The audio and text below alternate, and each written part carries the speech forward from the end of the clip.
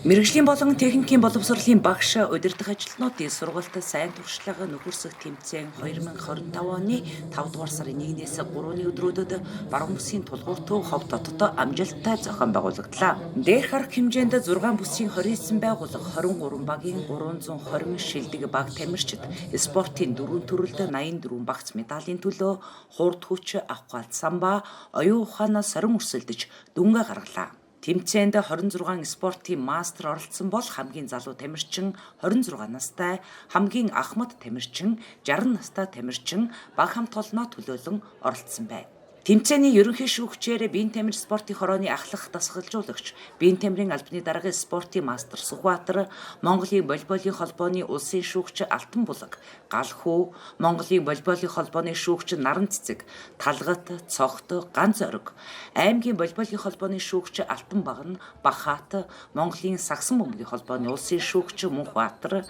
аймгийн сагсан бөмбөгийн холбооны ахлах шүүгч Бахаат, шүүгч Нармандах, Дорцөрөн, аймгийн шатрын холбооны тэргүүн улсын шүүгч Дид мастер Инх Баяр, биеийн тамир спортын хорооны хөнгөн атлетикийн шүүгч Инх Тайван зэрэг улс аймгийн 14 шүүгч тэмцээнийг шүүн явууллаа.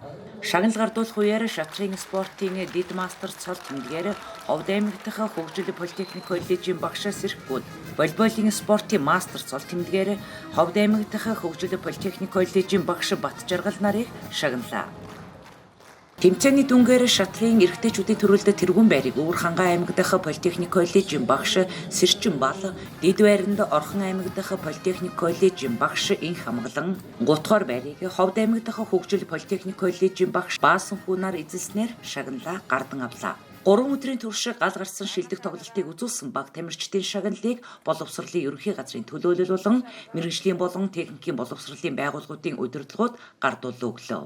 Шатрын эмэгтэйчүүдийн төрөлд тэргүүн байрыг Ховд аймаг дахь хөгжил политехник коллежийн багш Сэрхгүүл, Дид байрыг Налаах политехник коллежийн багш Хонгорзул, 3 дугаар байрыг Хинтээ аймаг дахь политехник коллежийн багш Инх Туянар эзэлсэн байна.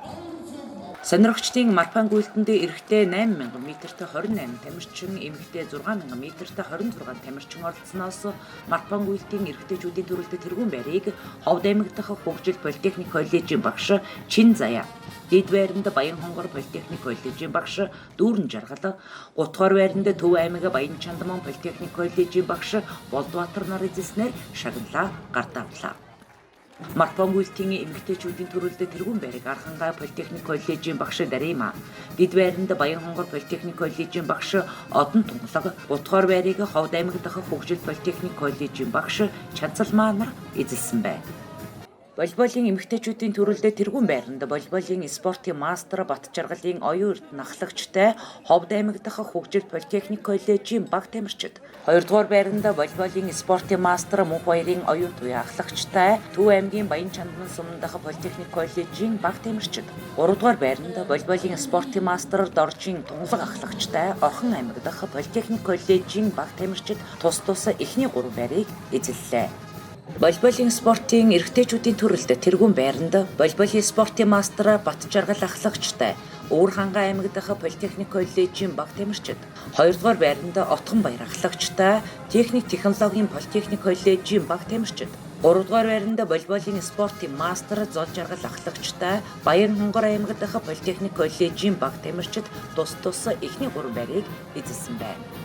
Волейболын шилдэг эмэгтэй довтлогчоор Төв аймаг Баян Чандман политехник коллежийн тамирчин, шилдэг холбогчоор Орхон политехник коллежийн тамирчин Инх Сайхан, шилдэг тэгш тоглогчоор Ховд хөгжил политехник коллежийн тамирчин Чанцалмаа нар шалгарсан байна. Волейболын эрэгтэйчүүдийн төрөлд шилдэг довтлогчоор Баян хонгор политехник коллежийн тамирчин Батцуур, шилдэг холбогчоор техник технологийн политехник коллежийн тамирчин Мөнх Жаргал, шилдэг тоглогчоор Өвөр хангай политехник коллежийн тамирчин шалгарсан байна. Сагсан бөмбөгийн эмэгтэйчүүдийн төрөлд 1-р байрыг Налаах политехник коллеж, 2-р байрыг техник технологийн политехник коллеж, 3-р байрыг Хинтээ аймаг дахь политехник коллежийн баг тамирчид эзэлсэн байна. Сагсан бөмбөгийн эрэгтэйчүүдийн төрөлд тэргүүн байрыг техник технологийн политехник коллежийн баг тамирчид, 2-р байрыг Налаах политехник коллежийн баг тамирчид, 3-р байрыг Сэлэн аймаг дахь политехник коллежийн баг тамирчид тус эзэлжээ. Багийн нийт бүр дүнгээр 3 дугаар байранд 47 оноогоор Төв аймаг Баян Чанман Политехник коллежийн баг тамирчид, 2 дугаар байранд 38 оноогоор Техник технологийн коллежийн баг тамирчид, 28 оноогоор тэргүүн байранд Монгол Улсын зөвлөх багш доктор Баярмаа Цэцгэлтэй Ховд аймаг дахь хөгжил Политехник коллежийн баг тамирчид шалгарч шилжин явах цамын эзэн баг тамирчид боллоо. Манай охины баг 2016 онд зохион байгуулагчид нь улсын аварга шалгаруулах тэмцээнээс алтан медаль авч байсан. Тэрнээс хойш олон удаа дэд байранд орсон, тусгай байранд орсон, хүрэл медаль бол авч үзээгүй. За ингээд энэ жил 9 жилийн дараа аварга баг болж байгаадаа баяртай байна. Одоо зөрж ирсэн нийт баг тамирчтай амжилт хүсье. Манайх баяр хүргэе. Нийлбэр дүнгээрээ манайх тэргүүн байр эзэмсэндээ маш их баяртай байна. Мэргэжлийн боловсролын сургуулийн Ховд дахь Политехник коллежийн зохион байгуулсан улсын аварга шалгуур тэмцээнд спортын 4 төрөлдөд бид нар амжилттай оролцоод шатрын төрөлд мөнгөн медаль, сагсан бөмбөгийн төрөлд алтан медаль, эрэгтэй мөнгөн медаль, шилдэг тоглогчийг бас авсан байгаа.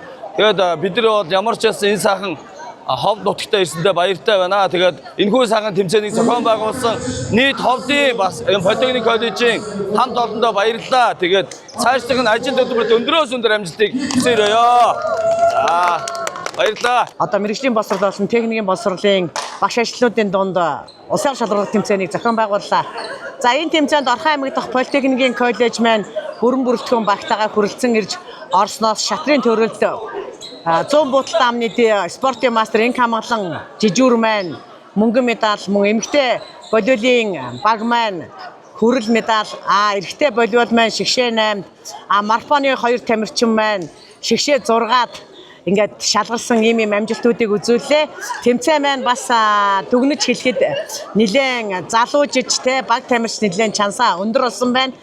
Манай эмэгтэй багийн хувьд бол сүүлийн 4 жил яг дараалан хүрэл медаль хүртэж байгаа. Тэгээ одоо энийг одоо бөхөөр ярих юм бол одоо дахин хүрэлж гэдэг юм уу те. Ерөөсөө хүрэл медалийг одоо 4 дахь жилдээ хүртэж байна. Тэгээд баг хамт олноороо энэ баруун хязгаарт Хов нутагт ирээд энэ тэмцээнд оролцоод бүгдээрээ бас ганцхан дүүрэн буцаж байгаадаа маш их баяртай байна. Тэгээд баг хамт олондоо маш их баярлалаа. Баг болж чадна гэдэг чинь энийг харуулж байгаамаа гэж дахин хэлмээр байна. Баярлалаа. Тэмцээнд нийтдээ 12 хүний бүрэлдэхүүнтэйгээр тэмцээний 3 төрөлд оролцлоо. За тэгээд нийт оролцсон төрлүүдээс эрэгтэй сагсан бөмбөгийн төрөлд 3 дугаар байр эзэмсэн амжилттай байлаа. Өнгөрсөн 2 жил дараад нь 4 дугаар байранд орж ирсэн. Одоо энэ жил 3 дугаар байранд орж амжилттай ахиуллаа. Баяртай байна. Зохион байгуулсан сургуульд бас баярлалаа. Сайхан тэмцээн зохион байгууллаа гэж хэллээ.